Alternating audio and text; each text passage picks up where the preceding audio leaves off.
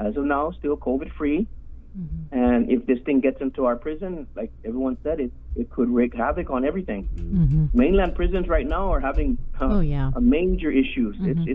It's not funny. They're having major issues right now when it gets into their system, into their correctional facility. But we're doing everything we can to make sure it doesn't happen. DOC's Major Anton Uggan on containing COVID this morning, saying he's had sleepless nights, worrying about what would happen if a COVID-19 outbreak took place at the prison.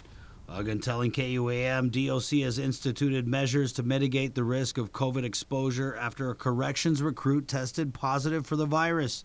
Uggan said other prison staff came into close contact with that recruit, leading to more COVID-19 testing. Out of the 13 that were tested, 7 of them, we got word that 7 of them are expected to return to work on April 18th.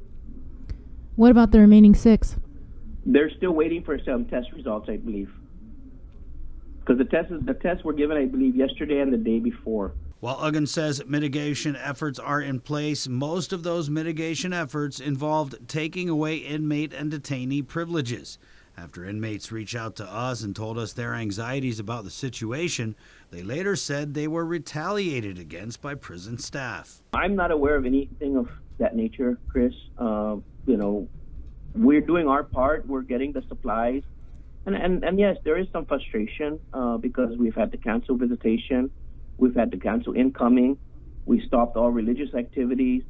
We basically had to shelter in place. But, what they're doing is no different than what everybody else is doing at home. Shelter in place. And that's what we're doing. And, of course, some are upset about it. Major Uggan said no inmates have been tested for COVID-19, and they've been told to tell prison staff if they feel sick. We have GMH medical staff in-house.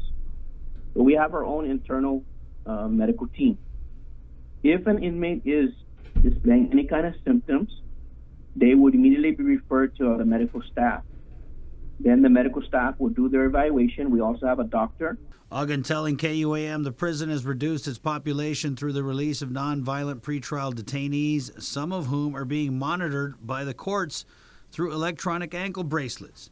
He adds that part of the prison is being prepared as a possible isolation area and that Director Joe Carbolito may soon be giving masks to inmates and detainees. And while inmates, detainees, and their families have been frustrated over the suspension of visitation and incoming, Uggan said talks are in the works to figure out how to reinstate some way for families to drop off supplies to prisoners while still maintaining COVID mitigation measures. We have talked about it, about doing some sort of modified incoming schedule where certain items, mostly hygienic items, soap, shampoo, and things like that would be allowed to come in. We do have a plan that we're working on. We just haven't finished all the details because, again, it's a very touchy issue. But the director does want to open up some sort of incoming as soon as possible. For Guam's News Network, Chris Barnett reports.